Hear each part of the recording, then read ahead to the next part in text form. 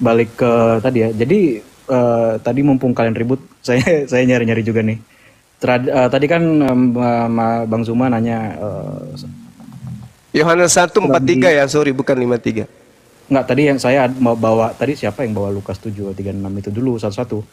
Nah, tadi kan ditanyakan oleh Bang Zuma, apa sih sebenarnya, ngapain sih diurap-urapin kakinya itu? Tradisi apa sih sebenarnya itu? Berarti kan muncul kecurigaan dari Bang Zuma bahwa itu sebenarnya yang aneh. Apa sih sebenarnya itu? Muncul kecurigaan. Gitu kan? Iya, silakan. Nah, kalau yang saya cari, ini sumber saya beberapa ya, Wikipedia palingan, itu jadi membasuh kaki, mengurapi kaki itu bentuk keramah tamahan kultur orang sana zaman dulu. Siapa aja yang kemudian melakukan ramah tamah selain Maria? Biasanya tuan rumah, tapi kalau si perempuan yang berdosa ini, dia itu udah ngikutin Yesus, ngebutin Yesus. Mungkin dia ngeliat figur Yesus sebagai figur yang dia harapkan bisa menyelamatkan dia. Jadi dia membantu Yesus itu bentuk pelayanan dia dengan apa? Nah, pertanyaannya, apakah Yesus bisa dilakukan itu? Apakah Yesus terangsang saat dilakukan itu? Baik. Saya meyakini tidak, tapi silakan berasumsi. Tapi nggak memperkuat argumen bahwa Yesus kawin. Oke, baik. Sekarang gini, sekuat apapun kemudian kitab saudara mengatakan adanya indikasi menikah, pasti saudara-saudara punya jawaban. Tapi ada satu hal yang membuat saya penasaran selama ini, yang mungkin saudara tidak pernah pikirkan. Kenapa tulisan-tulisan murid Yesus yang asli ditolak oleh gereja? Murid Yesus. Lalu orang-orang yang tidak dikenal oleh Yesus itu dijadikan sebagai sandaran pijakan untuk mendudukkan Yesus tidak menikah. Contoh, Filipus. Bukankah di dalam kitab saudara Yesus memanggil Filipus, Filipus ikutlah denganku. Filipus loh. Lalu kemudian Filipus mengikuti penginjilan Yesus kemana-mana. Sejatinya kalau kita ingin mendengarkan berita tentang orang yang kita sedang bicarakan ini, adalah orang yang hidup bersama, berdampingan setiap saat bersama Yesus. Salah satunya adalah Filipus. Wahai Filipus, kesini kamu. Apa yang kau tahu tentang Yesus? Menikahkah dia? Coba kau bicara.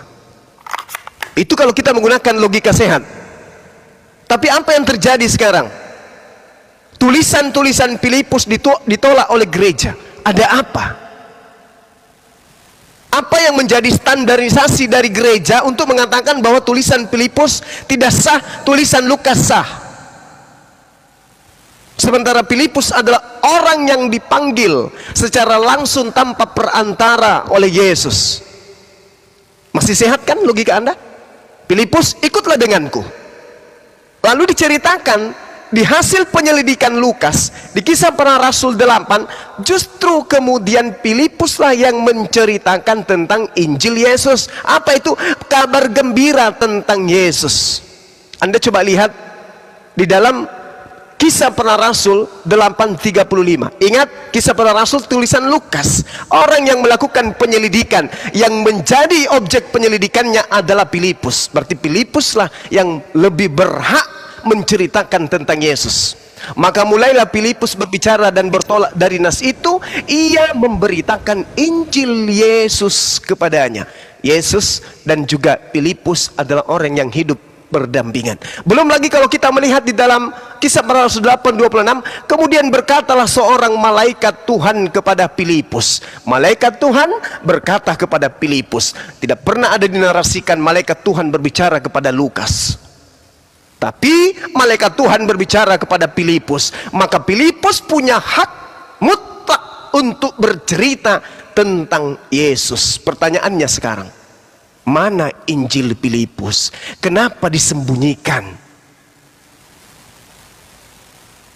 Injil Filipus gini, Injil Filipus tuh ditemuin baru di abad 20 kan, abad 19. Kata siapa? Nggak tahu nih, Wikipedia. Oke, lanjut yang lain, silakan. Ya udah, aku lanjut ya. Coba Kevin, tahu perkawinan Kana? Bentar, Injil Filipus penasaran, saya baru dengar. Mungkin aku sedikit boleh ya. Nah, berarti kan Kores. kalau dengar dari kata-kata Bang Zuma tadi kan proses kanonikasi Gantian Alkitab aja. itu kan tahun 300 sekian ya. Iya, Sementara Injil Filipus ini adanya bersama dengan Yesus. ditemukan di Nag Hammadi pada tahun 1945. Kata siapa? Perpustakaan Nag Hammadi. Kata siapa? Jadi sebenarnya ditemukan udah Ya itu ditemukannya data karbonasinya itu tahun kapan gitu loh. data karbonasinya tahun 180 Masehi.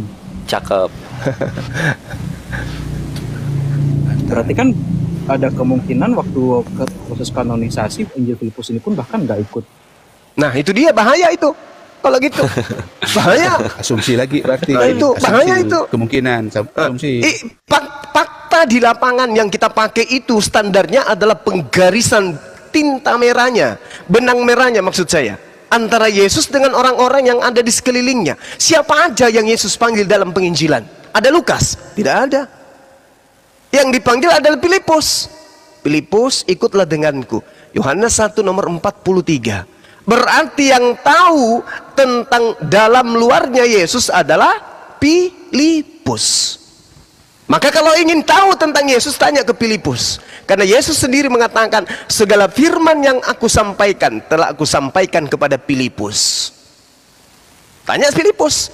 Ternyata Injil Filipus itu dianggap sebagai Injil apokripa, Injil yang disembunyikan. Sekarang apa yang menjadi standar penilaian gereja terhadap catatan Filipus dan catatan Lukas? Bahwa ini benar. Satu-satunya penolakannya tentu karena di dalam Filipus 49 jelas dikatakan Yesus menikah dengan perempuan bernama Maria. Di Injil Filipus. Yes. Oke. Barangkali itu Injil Barnabas yang diakui kenabian daripada Beda lagi Barnabas. Barnabas juga punya hak untuk menceritakan itu. Karena Barnabas juga diindikasikan sebagai murid. Lukas ini bukan murid.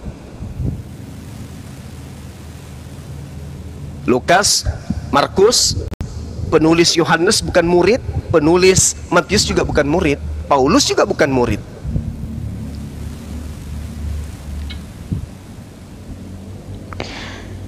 Silakan. Jadi Juma yang paling paham, katanya bukan murid.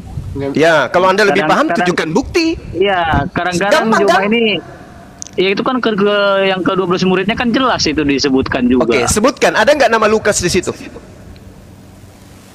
Ada nama Lukas. Enggak ada, Don. Nah, enggak ada Lukas di 12 murid, enggak ada Lukas, enggak ada tapi Paulus. Matius ada. Ada nama Lukas. Enggak ada. Lukas Matius sama Paulus enggak ada. Matius ada. Tapi penulis Iya. kitab Matius bukan Matius murid Yesus. Matius pemungut cukai. Data dari mana? Data. Baca buktikan dulu. Matius 9 Juma. nomor 9. Data Bacakan di mana, sekarang. Juma? Bacakan Kau sekarang, saya kadang-kadang ingin dengar. Asal Bacakan ngomong aja Matius kadang-kadang. 9 nomor 9, Enggak, saya datamu ingin dengar. Mana kau bilang itu bukan murid, itu dari mana datamu? Kan sudah kubilang Don, baca diam dulu, Matius Don. 9 nomor 9. Ya, baca ya. itu. Gak bisa Saya sembarang baca, ngomong diam di sini. dulu, Don. Itu Tolong pembodohan namanya. tertib, Don. Tertib, Don. Kevin nyarinya bagus Ya, loh. tertib ini. Ya makanya Ya saya udah. bacain Ya, data. Bang Hadi juga tertib Bang lah, Hadi jangan suruh si beliau Juma. baca Matius Juma. 9 nomor 9. Kita dengarkan. Ganti-gantian lah Kipling ngomong. Kau sendiri ngomong. Lu sebut turun nih Bang Dandar ini orang ini. Enggak mau diatur. Iya, silahkan. Iya. Ya, Matius kamu 9 sambil nomor di bawah. 9 saya bacakan ya. Ya, dengarkan itu, Ya. Saudara Don. Ya, Saya bacakan dulu. Saya bantu Anda. Setelah Yesus pergi dari situ, ia melihat seorang yang bernama Matius duduk di rumah cukai. Lalu ia berkata kepadanya, "Ikutlah aku." Maka berdirilah Matius lalu mengikuti dia. Dar. Gimana itu? Siapa penulis Matius 9 nomor 9 ini? Jawab saya. Tapi Ada dua dia Matius nih. Gedebuk. ya. Nah, Anda harus tahu para penulis itu seperti kita ya, kita teman dekat sama-sama hidup bersama, mengerti asumsi. persis Jangan bebas. ya. Bukan asumsi bebas. Memang Asumsi dia itu bebas. adalah saudara dari Paulus. Paulus itu adalah orang dekat. Kok Paulus? Kemudian lagi dekat lagi dengan Yesus pada waktu kehidupan yang waktu ketika ya Kalau asumsi mah waktu nggak zaman dicocok di Yesus sini, Bu. hidup. Ibu sepertinya nggak perhatikan saya baca ya. Saya baca lagi ya, Bu. Saya Aduh, baca lagi sekolah nih. sini ngerti aku. Enggak, saya Kolas. baca lagi, baru ibu Ngerti komen aku, gitu loh ya. ngerti. Oke, Itu si saya Andi bantu tuh, ibu. Andi. Saya tahu ibu nggak punya Bible loh ya di situ, jadi saya bantu. Saya bacain. Setelah Yesus pergi dari situ, ia melihat seorang yang bernama Matius duduk di rumah cukai. Lalu ia berkata kepadanya, ikutlah aku. Maka berdirilah Matius lalu mengikut dia. Jadi ada dua Matius ini. Bagaimana ini? Gimana itu, Bu? Satu ayat saya katakan Alkitab itu mudah dimengerti. Nah, Anda kalau mudah baca dimengerti ini bahasa Indonesia loh. Anda baca ke bawah, Udah suruh baru baca Anda ke bawah. simpulkan. Kejadian sampai Jangan Wahyu satu lagi, ayat Bang. aja Anda bacakan maka Anda Itu dapat alasan poinnya. klasik kalau udah ketabok baca satu perikop, berapa dari Andi? Aduh. baca Baca dari satu Kejadian ini, sampai satu perikop. Wahyu, baca dari ini, baca dari itu, mau Kita bolak-balik memang seperti begitu. apapun. Lah kami Begitu juga memang membacanya, kita Bu. mengajarnya. Mau bolak-balik dibaca ini tetap saja, maka berdirilah Matius lalu mengikuti dia. Mau dibolak-balik seperti apapun tetap Sedangkan aja kami tulisannya aja kayak begini. Abad pertama yang kami, abad zamannya Yesus kami ngaco itu lagi. yang belajar semuanya. Nggak ada seperti Anda yang begitu Karena Anda tidak protesnya. pakai akal, Anda pakai iman. Beda kita.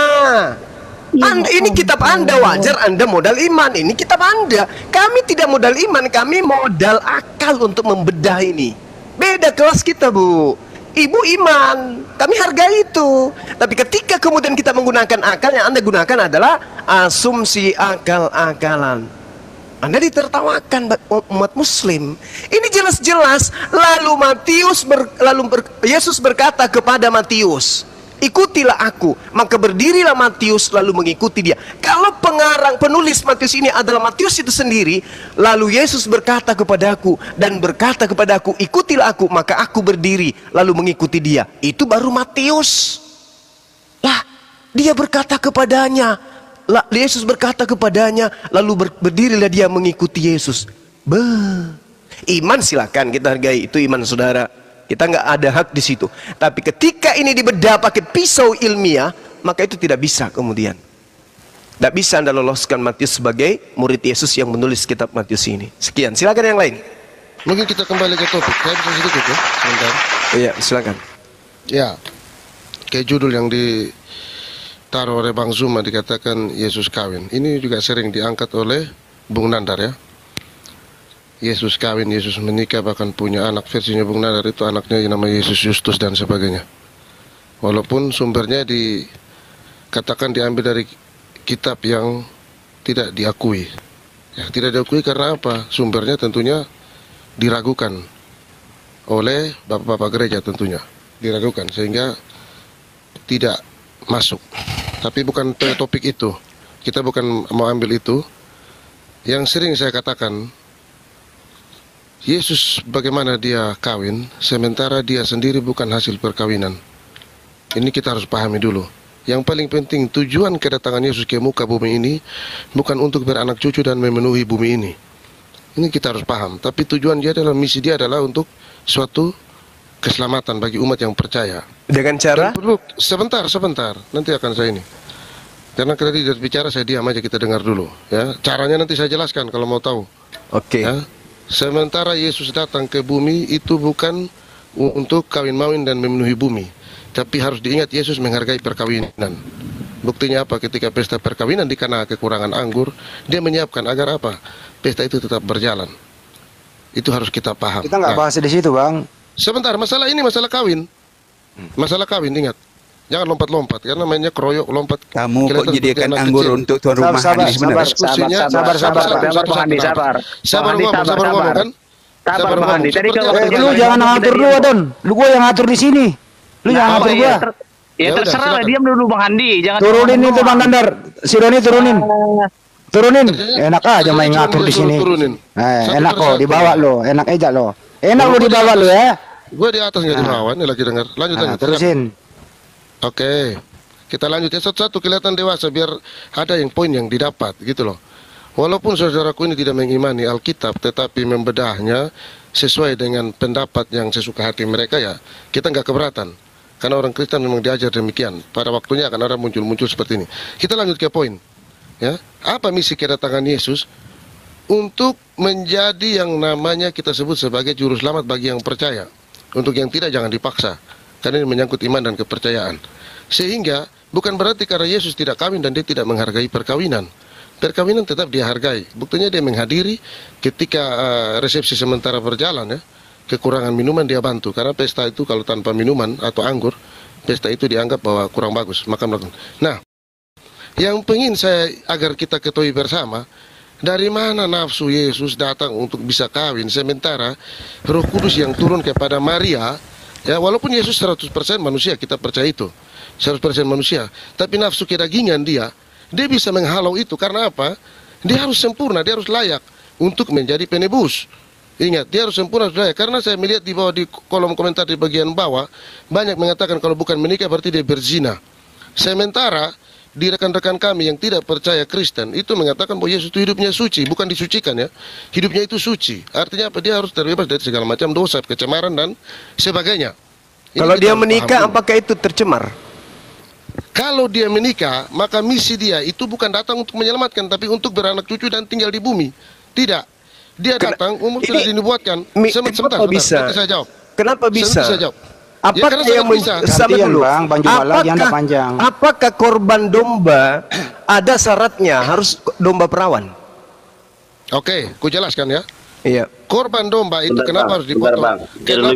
Early bowling sebentar, saya interupsi sebentar. Bang Handi sudah jadi moderator, bisa naikkan dan bisa mengeluarkan orang ya. Jadi saya sepenuhnya yang punya hak prerogatif di sini. Ini Bang Handi mau naikkan siapapun silakan, mau nurunkan siapapun silakan. Silakan Bang Siap. Handi. Terima kasih. Siap. Sudah bisa ya. Siap. Oke. Mari kita berikan edukasi yang bagus karena kita hidup di daerah yang penuh toleransi dan indah Indonesia. Kita lanjut, silakan.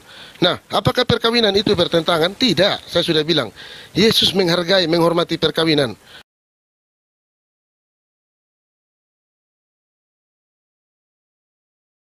Buktinya apa? Dia melarang perceraian. Dia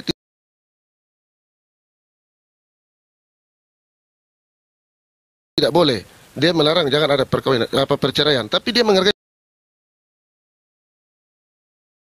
perkawinan. Tapi misi dia datang ke bumi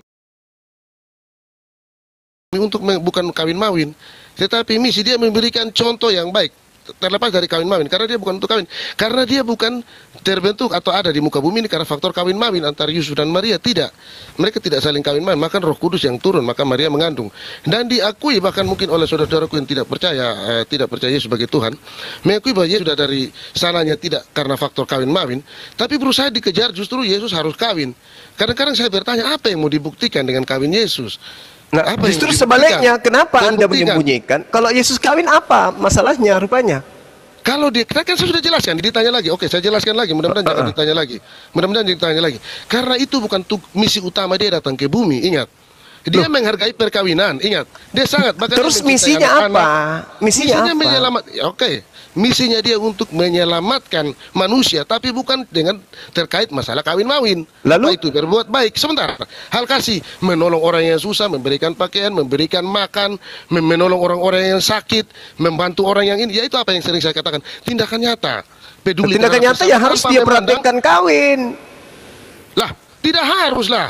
Kenapa tidak Karena harus? Karena memang misi dia bukan untuk kawin mawin. Justru kalau dia kawin mawin, maka dia akan dalam tanda kutip gagal. Kenapa? Tentunya setelah dia terangkat ke surga masih ada turunan dia yang ada tinggal di muka bumi. Nah ini berbahaya sekali. Kenapa Dan bukan berbahaya? itu tujuan pokok. Karena memang, loh saya sudah bertanya, ditanya terus nih. Karena sekali lagi Anda bertanya ya, nanti biar penonton yang menilai ya. Karena misi dia Anda kayak sok untuk pintar beranak kali, cucu. pintar bicara Bentar. tapi tidak ada isinya bahasa Anda ini. Ya justru pertanyaan Anda yang tidak berisi, dengar baik-baik. Bung Juma, ya. Kenapa Anda kemudian membatasi Karena- Yesus untuk menikah? Kenapa? Bukan dibatasi karena misi utama dia Menyelamatkan. bukan untuk kawin mawin. Nah, Iya. sekarang siapa yang Anda contohi proses kawin mawin di gereja? Selain Yesus kan banyak orang. Siapa yang Anda jadikan contoh di gereja kawin mawin? Anda sudah habis bertanya, karena saya tidak suka saya bicara kita baku nyamber. Saya juga tidak suka orang tapi kosong, apalagi di depan saya, nggak ada ilmu pun. Anda tidak punya ilmu, Bung Juma. Anda yang tidak punya ilmu sekarang gereja menikahkan. Anda dengar saya. Dengar, diam. Anda melihat di gereja pernikahan, itu contoh dari mana? Jadi jawab, Bang. Ya, Pak, Mas Kevin mungkin. Gimana saya mau jawab? Silakan ngomong dulu. Nanti ngomong baru saya ngomong. Silakan. Di gereja menikahkan antara perempuan dan laki-laki dinikahkan, itu contoh dari mana? Bukankah Yesus datang memberi contoh agar manusia itu diselamatkan? Supaya tidak berzina, maka mereka diberi contoh menikah. Yesus harus mencontohkan itu. Kalau memang dia adalah contoh yang sempurna, suri teladan yang sempurna. Kenapa tidak mencontohkan justru yang ada di gereja Anda, laki sama laki dinikahkan, perempuan dengan perempuan, bahkan dengan binatang? Kenapa bukan Yesus yang mencontohkan nikah itu kayak begini loh, Nduk?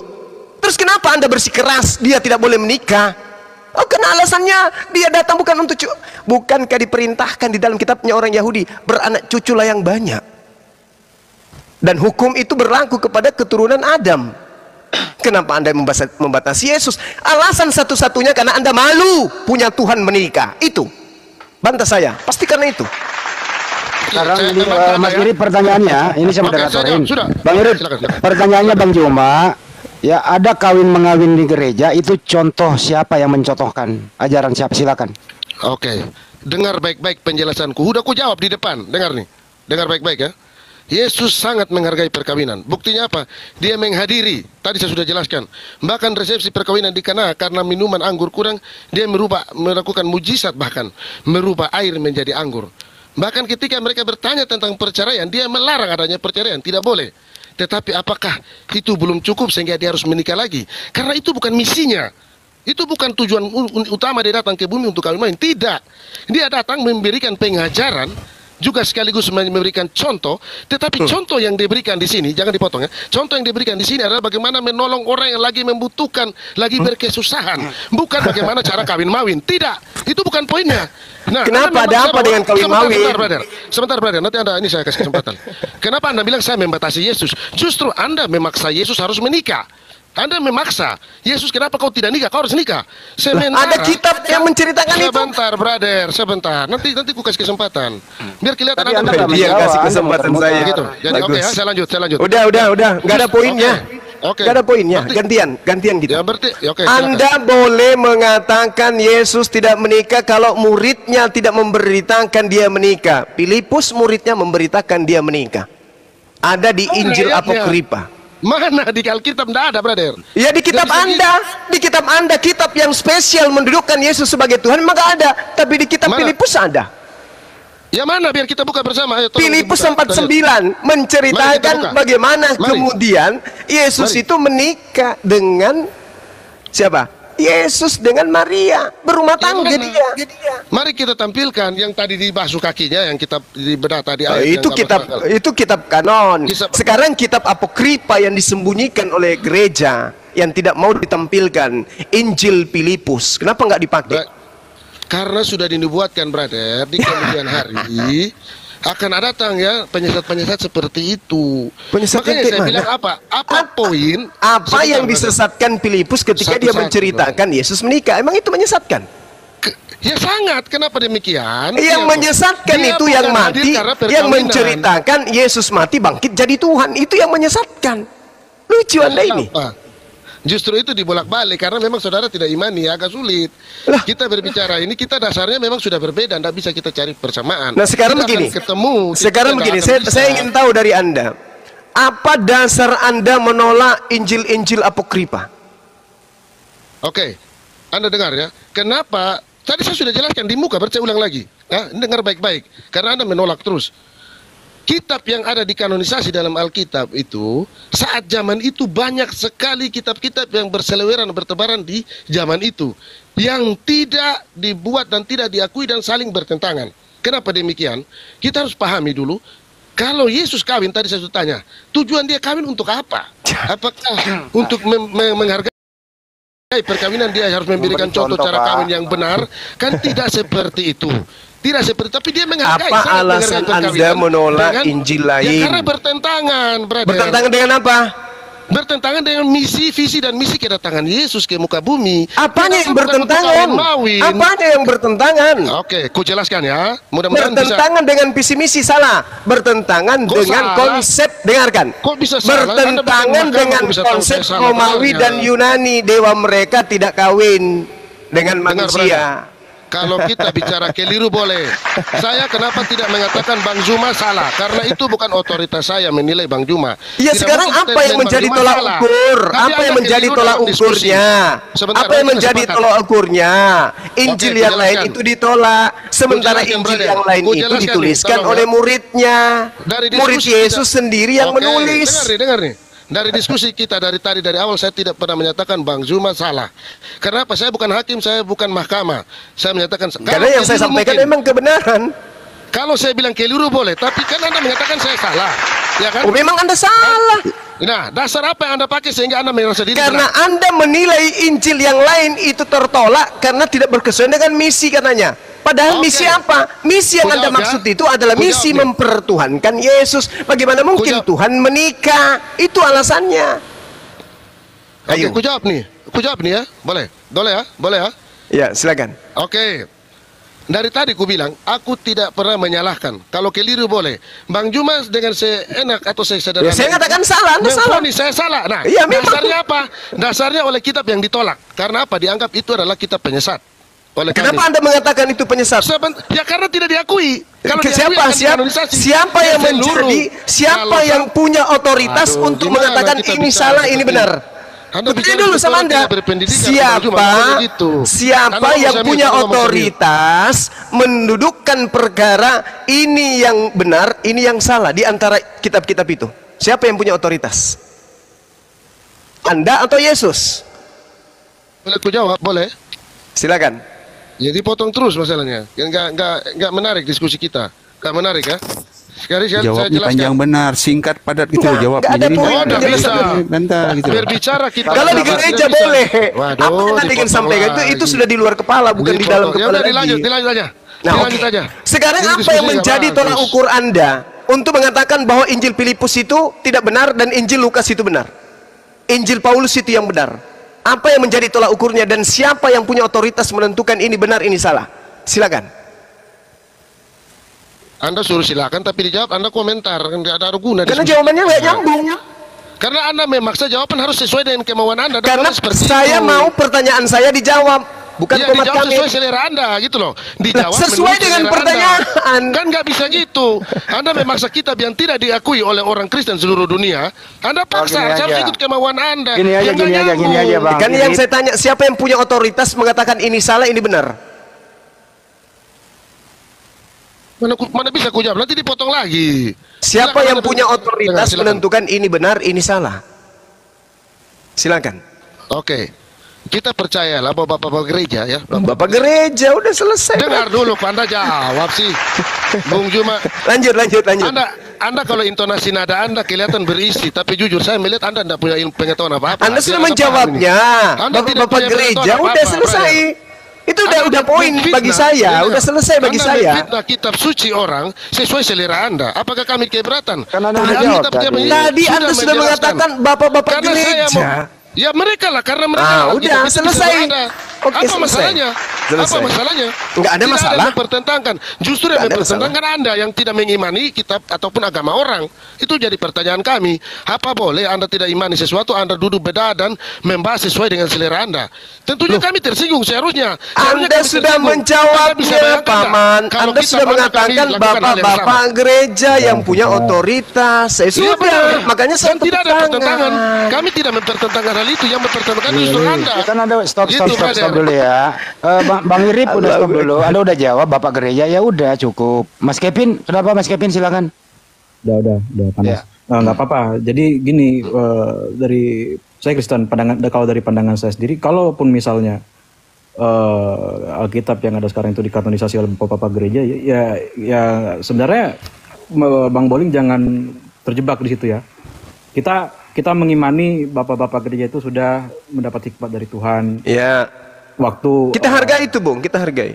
ya, jadi Siap. kalau misalnya saudara-saudara dari Islam bilang, kita kalian terkanonisasi. Ya, fakta sejarahnya begitu memang, dan ya itulah yang saya imani. Bapak-bapak gereja saya percaya mendapat hikmat dari Tuhan untuk menseleksi semua itu. Tentu.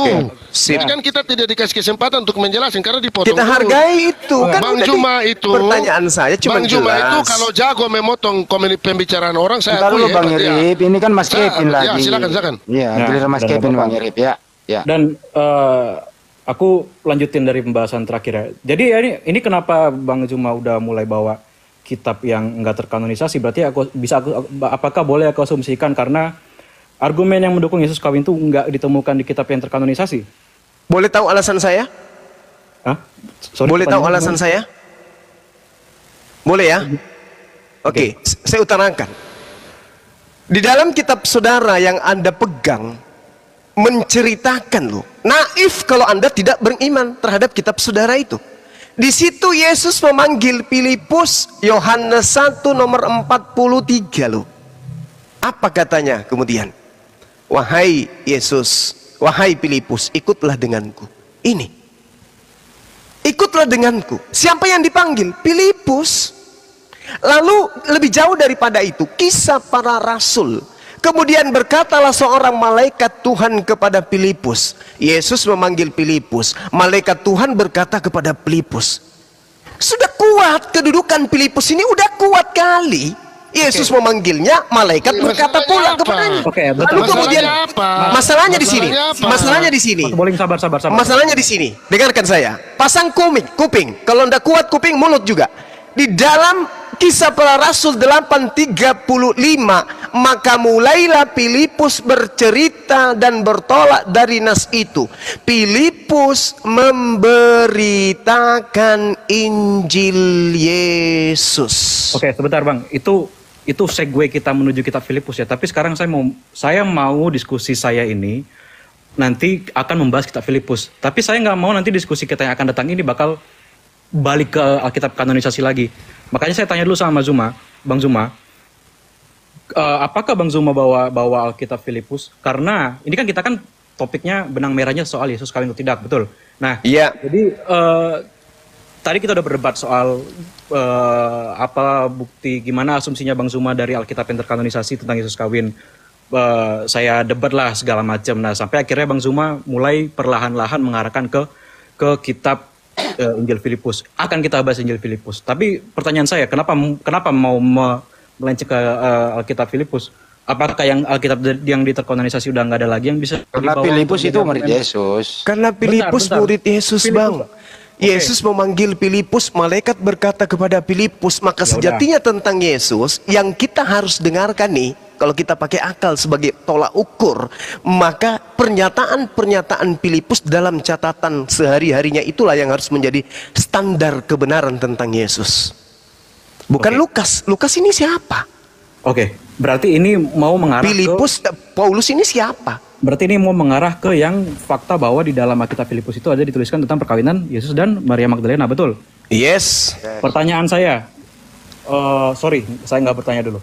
Waktu Mas Zuma mencari tentang Alkitab Filipus, apakah Bang Zuma, oke lah katakan Bang Zuma baca kitab Filipus, tertulis bahwa Yesus menikah dengan Maria Magdalena.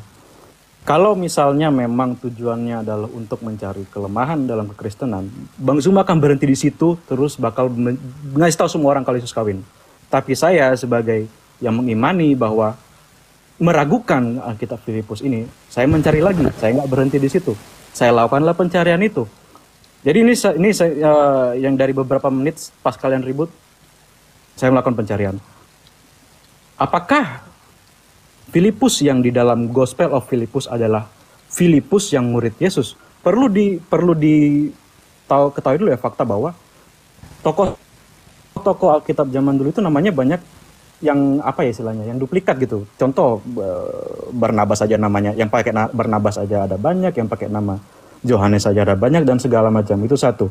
Nah, kenapa saya berani meragukan kenapa Filipus yang di Gospel of Filipus itu bukan Filipus yang murid Yesus? Pertama, tadi saya bilang bahwa Gospel of Filipus itu ditemukan tahun 1945 di Nag-Hammadi di Mesir. Berarti itu saya bisa berasumsi dengan aman bahwa waktu konsili Nisea tahun 300 sekian ini Alkitab ini nggak ikut terseleksi. Pertama. Kedua, Carbon datingnya si kitab Filipus ini itu di antara 138 sampai 300 Masehi, yang mana itu kalau misalnya kita pakai logika, kecil kemungkinan Filipus masih hidup di tahun segitu. Kalau misalnya Filipus itu murid Yesus, katakanlah paling muda dia mengikuti Yesus umur 20. Kalau di tahun 130 dia masih hidup, kemungkinan umurnya adalah berapa? 100 sekian. Yang mana itu nggak mungkin di zaman manusia hidup selama itu, di zaman segitu. Di zaman Yesus manusia itu umurnya udah sama dengan kita, agak lebih panjang sedikit, tapi kecil kemungkinan 100 tahun, 120-30 tahun. Terus soal kitab Gospel of Philippus ini itu kebanyakan fokusnya itu di activity of pemimpin agama Gnostik Valentinus di tahun 130 sampai 198. Jadi sudah banyak, sekali lagi kuncinya jangan begitu ketemu tulisan-tulisan yang bisa dipakai untuk mau obrak-abrik keimanan Kristen berhenti. Kalau saya cari tahu lagi dan ketemu dan mudah buat nyari taunya. Jadi ini bukan ribut soal keimanan lagi, kita sekarang ribut soal fakta sejarah mana yang benar. Gimana? Oke, saya boleh bicara, Bung? Monggo. Oke, baik. Jadi kalau Anda menjadikan itu sebagai tolak ukur, saya ingin tahu dari saudara. Shalom alaihim. Kapan kemudian Paulus itu menulis 14 kitabnya? Saya kurang tahu pasti. Waalaikumul maut ya Abdun Nas. Paulus itu kapan memulai menulis? Pada saat Paulus menulis kitabnya yang bernama Kitab Galatia, kata Paulus, aku heran bahwa kamu begitu lekas berbalik daripada Dia yang oleh karena karunia Kristus telah memanggil kamu dan mengikuti Injil lain.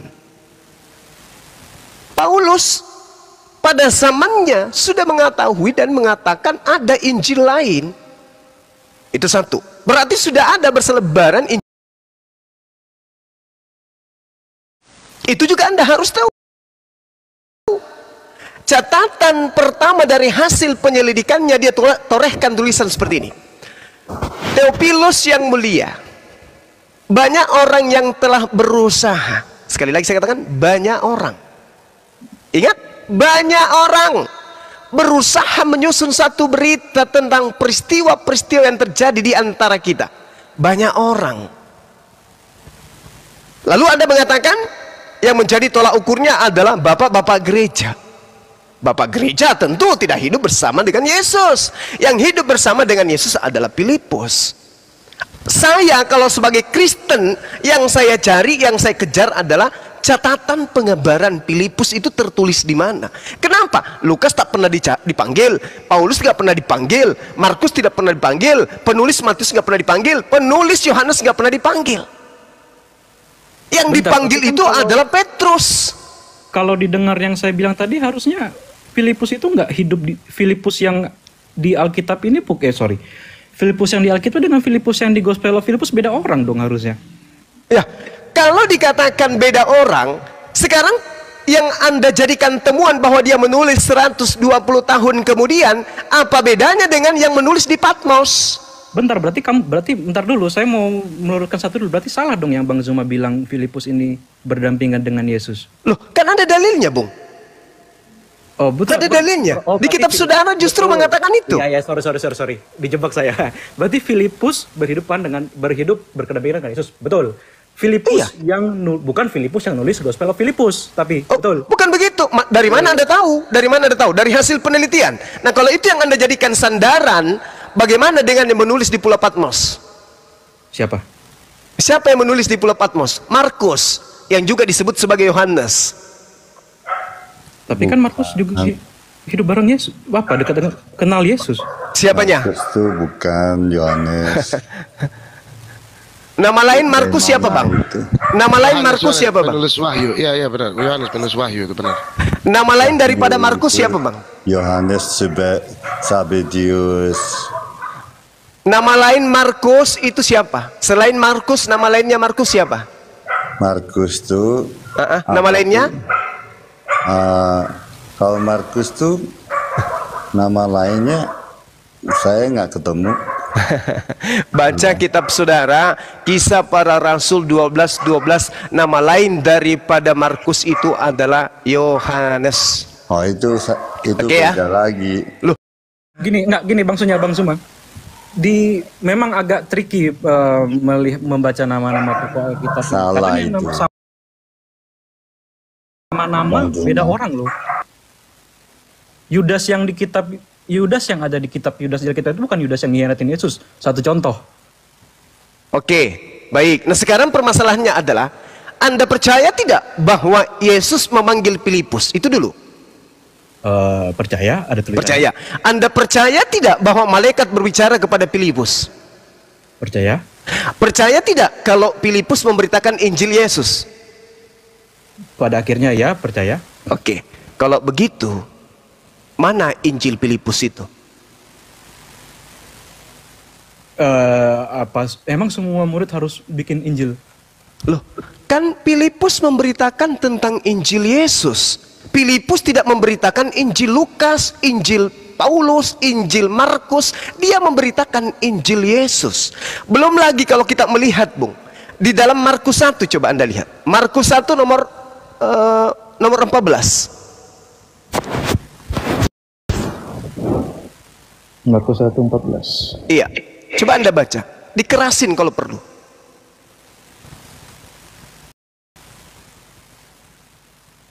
Ini perikopnya Yohanes Pembaptis, Markus 1:14.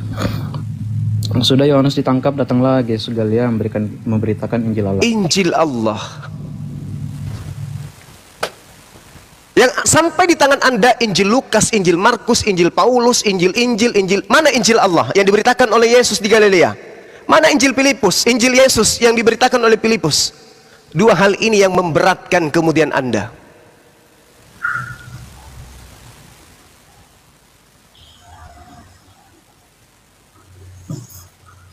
Ya udah, silakan yang lain.